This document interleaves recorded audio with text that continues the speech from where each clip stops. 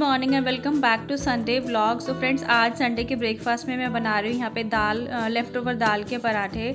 और इस तरह के पराठों को दाल थेपला भी कहते हैं और मिस्सी रोटी भी कहते हैं। तो बस मैंने इसमें यहाँ पे आटे के अंदर मैं बेसन ऐड कर रही हूँ थोड़ा सा, और एक कप से थोड़ा सा ज़्यादा ये यहाँ पे आटा है।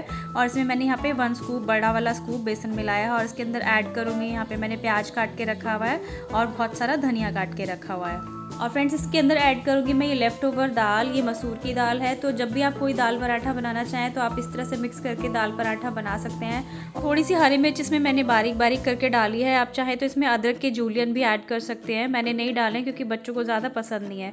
और बस मैं इसके अंदर ऐड कर दूँगी थोड़े से रेगुलर मसाले, नमक, मिर्च, धनिया का पाउडर, सौंफ पाउडर, और थोड़ा सा भी इसमें डाला है गरम मसाला। और मेरा चाट मसाला ख़त्म हो गया था, तो आप चाहें तो चाट मसाला भी इसके अंदर ऐड कर सकते हैं। तो बस इसको मैं मिक्स कर लूँगी। और मेरे हाथ में फ़ोन था तो इसीलिए मैं यहाँ पे चमचे से कर रही हूँ। अभी मुझे इसको आटे को गूंदना भी है, तो मैं जल्दी से गूंद लूँगी इस आटे को। फ्रेंड्स, क्योंकि इसमें हमने ना बेसन मिलाया तो ये स्टिक हो जाता है कई बार आटा परात से, तो आप इसके अंदर थोड़ा सा तेल भी ऐड कर सकते हैं। और वैसे भी जब मिस्सी पराठे बनाते हैं ना तो उसके अंदर थोड़ा सा तेल ऐड किया जाता है। तो ये प्रॉपर वर्जन तो नहीं है मिस्सी पराठे का, तो मैंने यहाँ पे कुछ जुगाड़ करके, और ये बच्चों को दाल खिलानी थी मुझे, तो मैंने इस तरह से यहाँ पे ये वाला आटा गूंद लिया है। फ्रेंड्स, जैसे मैंने परात को साफ़ किया ना नेल से, आप बिल्कुल भी मत करना। जो सूखा हुआ आटा होता है कभी कभी वो चुभ जाता है नेल्स के नीचे वाली स्किन में, और उसमें ना फिर काफ़ी देर तक दर्द होता है। तो आपको अगर परात साफ़ करनी हो तो आप चाकू या चम्मच की हेल्प से साफ़ करना। बस फिर इसके बाद मैंने यहाँ पे बना ली थी वर्मीसेली। आज मीठी वाली सेवियाँ बनाई थी, तो उसकी रेसिपी मैंने शूट नहीं की थी। बस इसके बाद मैं बना लूँगी पराठे। और बच्चों को ब्रेकफास्ट कराना है, तो वो संडे का दिन होता है, सब लोग लेट ही उठते हैं। और बहुत ज़्यादा मैंने ज़्यादा शूट नहीं किया है, इसलिए स्पीड में दिखा रही हूँ।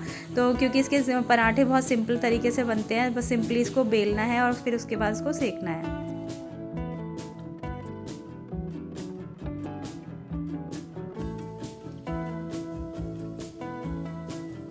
फ्रेंड्स, मुझे सबसे बेस्ट लगता है ये तरीका बच्चों को खाना खिलाने का। जो भी लेफ़्ट ओवर दाल अगर बच्चे नहीं खाते हैं तो इस तरह से पराठे में बना के मिलाकर खिला दो, तो उनको पता भी नहीं चलता है और वो बिल्कुल टेस्ट से खाते हैं। और इसकी पूरियाँ भी बना सकते हैं, पराठे भी बना सकते हैं और रोटी भी।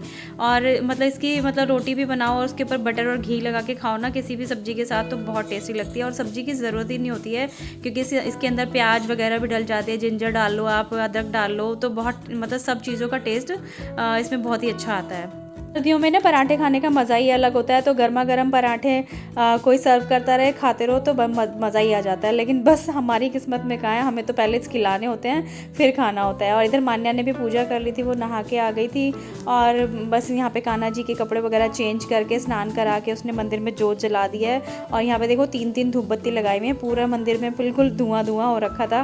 तो बिना मैंने कान्हा जी के वूलन्स की शॉपिंग नहीं करी है, तो ये पहले के ही रखे हुए हैं, तो ज़्यादा हैवी वाले वूलन्स हैं। तो बस अभी मैं जब शॉपिंग करूँगी तो आपके साथ शेयर करूँगी। और हस्बैंड ने नाश्ता कर लिया था, बस हम तीनों बचे हुए थे यहाँ पे नाश्ता करने के लिए। तो ये मैं पराठे दिखा रही हूँ आपको, कितने सॉफ्ट बने ये। तो बस यहाँ पे बस अब हम लोग नाश्ता करेंगे, उसके बाद मैं बाकी काम में लगूंगी। और बस नाश्ते के संडे का दिन ऐसे ही बीतता है। और ये है यहाँ पे साथ में वर्मीसेली और हरी चटनी। तो फ्रेंड्स, इन वाले जो पराठों का मज़ा होता है ना, बटर और चाय के साथ आता है। लेकिन साथ में मैंने मीठी सेवियाँ बनाई थी, तो इसलिए चाय नहीं बनाई थी। और बस ब्रेकफास्ट करने के बाद मैंने यहाँ पे बना लिया है अपने लिए हेयर ऑयल। इसके लिए ले रही हूँ मैं थोड़ा सा सरसों का तेल, और इसके अंदर मैं डालूँगी कड़ी पत्ता। एक्चुअली कड़ी पत्ता ये मैंने ना खाने के लिए रखा हुआ था, लेकिन ये काफ़ी ज़्यादा स्टोर हो गया था मेरे पास, तो मैं इसको यूज़ नहीं कर पाई थी। तो मैंने सोचा इसको इस तरह से यूज़ कर लेती हूँ। इसके लिए मैं अपने बालों के लिए बना रही हूँ कड़ी पत्ता ऑयल। तो बस मैंने सरसों के तेल को गर्म कर लिया अच्छी तरीके से, उसके अंदर कड़ी पत्ता डाल दिया था, और थोड़ी सी इसमें डालूँगी मेथी। तो इसको बिल्कुल अच्छी तरह से पकाना है जब तक ये बिल्कुल जल ना जाए। और वैसे तो फ्रेंड्स, जब ये कड़ी पत्ता ऑयल बनाते हैं तो उसमें फ्रेश करी लीव्स का यूज़ करते हैं, लेकिन मेरे को ये वाली जो मेरे पास पड़ी थी करी लीव्स, तो मुझे इनको बिल्कुल भी वेस्ट नहीं करना था। और कोई भी जो नेचुरल चीज़ होती है ना, उसका भी वो कभी भी वेस्ट नहीं होती है। तो सुखा के भी कई बार पाउडर बनाया जाता है और उसको यूज़ किया जाता है। तो यहाँ पर मैंने जब इसको डाला था ना, तो इसके अंदर कड़ी पत्ते की और मेथी की इतनी स्ट्रॉन्ग स्मेल आ रही थी कि हस्बैंड भी बोल रहे थे क्या बना रही हो, और बेटा भी कह रहा था क्या बना रहे हो। तो बस इसके बाद मैंने यहाँ पे शूट कर रही हूँ और मान्या छान रही है इसको, लेकिन ठंडा करने के बाद छाना है मैंने इसके ग्लास बाउल के अंदर। और फ्रेंड्स अब वीकेंड है तो यहाँ पे कुछ हेयर केयर कर लेते हैं और एक ही दिन मिलता है कि इस तरह के काम किए जा सकें। और मतलब संडे को ये होता है, सैटरडे या संडे को मतलब बच्चों के भी सर में मालिश वगैरह कर देती हूँ। पिछले व्लॉग में मैंने आपको दिखाया था कि आदि की हेयर मसाज करी थी मैंने। एक्चुअली बच्चों के ऊपर भी बहुत स्ट्रेस होता है तो उनको रेगुलर मसाज वगैरह, हेयर मसाज वगैरह देते रहना चाहिए। और हेयर मसाज से कितना रिलीफ मिलता है, कितना रिलैक्स मिलता है, ये तो आप सब जानते ही होंगे। लेकिन बस हमें कौन मालिश करने वाला है। वैसे मान्या कभी कभी कर देती है, हस्बैंड भी कभी कभी कर देते हैं, बट कभी कभी। तो यहाँ पे बेटा पढ़ रहा है, यहाँ पे मैं इसको बोल रही थी स्टडी हो रही है। एक्चुअली बहुत सारे मैथ्स के क्वेश्चन दिए हुए इसकी ट्यूशन टीचर ने।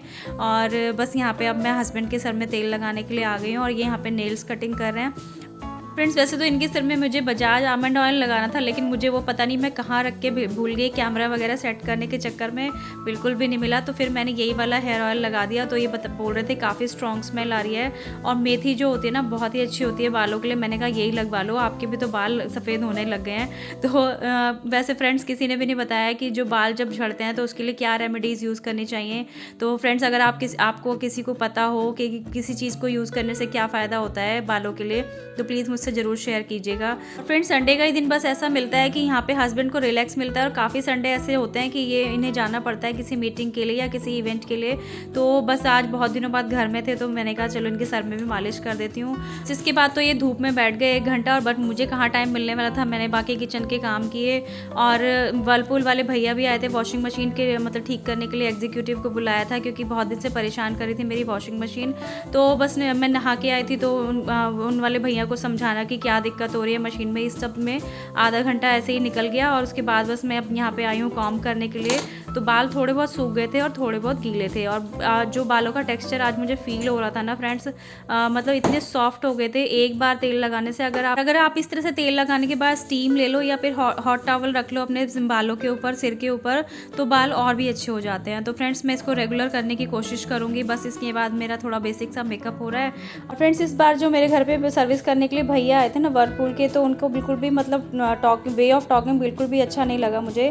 तो मतलब बड़े अजीब तरीके से बात कर रहे थे कि आप कैसे मशीन चलाते हो। और उन्होंने मुझसे बोला कि आपको मशीन चलानी नहीं आती क्या? ये तरीका होता है इतनी बड़ी बड़ी कंपनीज़ के एग्जीक्यूटिव का लेडीज़ से बात करने का? तो ये थोड़ी सी बहस भी हो गई थी उनसे, लेकिन हस्बैंड ने कहा कि चलो शांत रहो, ध्यान से सुन लो और इसके फंक्शन अच्छे से समझ लो। फ्रेंड मेरी जो वॉशिंग मशीन है वो अंडर वारंटी है। तो अभी वारंटी पीरियड में जब भी कोई चीज़ होती है तो उसके कोई भी हमें पैसा नहीं देना होता है। और उन्होंने कोई पार्ट मतलब ठीक करते हुए मतलब तोड़ दिया, उनके हाथ से टूट गया था, तो वो फिर कहने लगे कि ये चेंज होगा और आप इसके पैसे दे दीजिए। लेकिन हमने ये सब मैंने शूट नहीं किया था, लेकिन आपके साथ इसलिए शेयर कर रही हूँ कि आप भी इस तरह से सावधान रहे ऐसे इस तरह के एग्जीक्यूटिव से। बाद में जब हमने कस्टमर केयर पे कॉल किया तो उन्होंने बोला कि आपको कोई पैसा नहीं देना है। तो प्लीज़ आप इस चीज़ को भी ध्यान में रखिएगा। Good evening friends. तो यहाँ पे देखिए मैंने कॉफ़ी बनाई है और मैंने 1 कप चाय पी लिया ऑलरेडी और बज रहे हैं इस टाइम 6। और यहाँ पे दिखाती हूँ मैं आपको एक चीज़, ये देखिए अंधेरा हो रहा है, दिन में अंधेरा कर रखा है और पतिदेव सोए में खराटे मार के। तो लाइट जलाती हूँ। इनको मैं पहले बोल चुकी हूँ कि चाय पी लो, लेकिन मना कर दिया था और अभी मैं इनको उठा के चाय पी लूँगी। बस संडे के दिन ये काम होता है कि बस सोते रहो। पतिदेव उठ जाओ, आपकी कॉफ़ी तैयार है, उठ जाओ कॉफ़ी पी लो।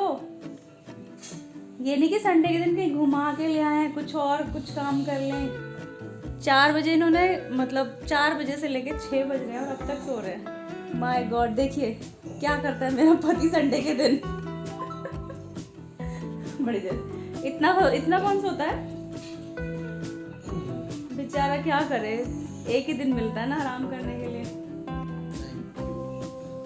उठ जाओ और अब काम पे लग जाओ। डिनर आपको बनाना है आज, ठीक है? आज का डिनर कौन बनाएगा? बनाओगे? yes, क्या बनाओगे? जो मैं कहूँ। कहीं बाहर चले? नहीं।